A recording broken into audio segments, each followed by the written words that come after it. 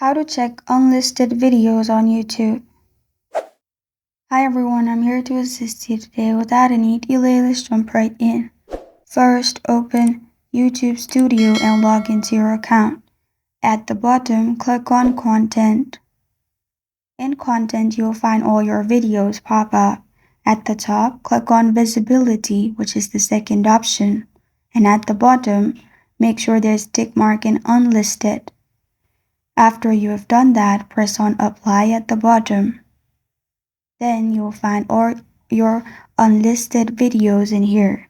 I don't have unlisted videos, so it is not showing up. But if you have any unlisted videos on YouTube, you'll find it in here. And this is how to check unlisted videos on YouTube.